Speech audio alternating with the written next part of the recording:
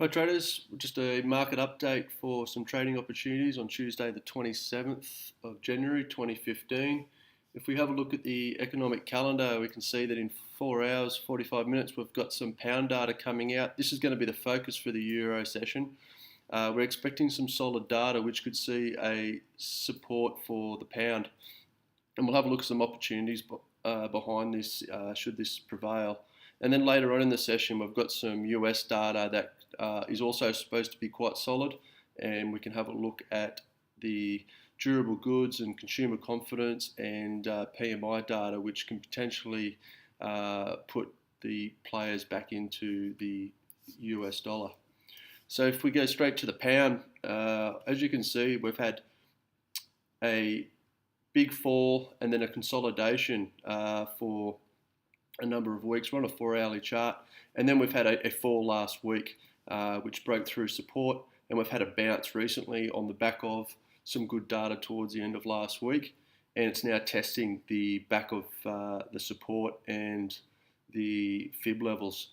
So this is the main trend fib, and you can see it bounced off the 61.8, and we are making lower highs and we are making lower lows. So the trend is still very bearish, and within the trend, we're now pulling a fib from last week's low to last week's high, and we're pulling a fib at a whole round number and also at a 38.2 fib. So we could get some resistance here should the data fail to impress the market, and we could continue to see the slide of the pound.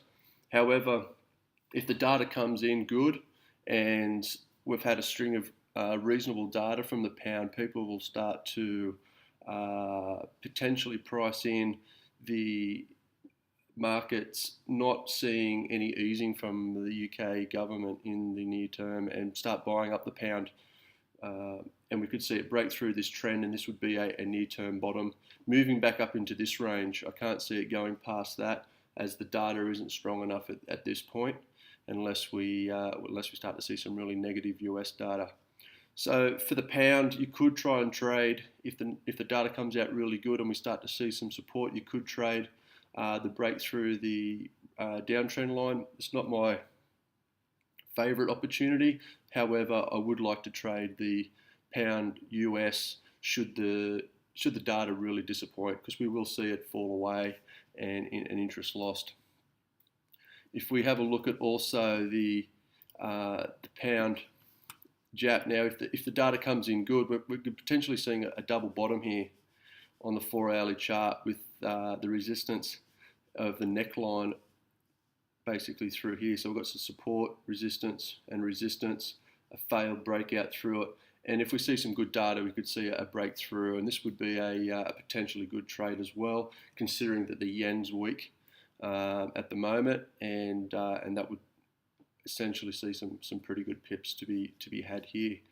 The other one that we could see is the euro pound. Now, the euro pound is definitely sliding away as the European economy continues to be under pressure, and we've seen on the 4-hourly chart these tweezer tops here at 75 cents, which indicates that the market does want to go lower after the bounce that we've seen here.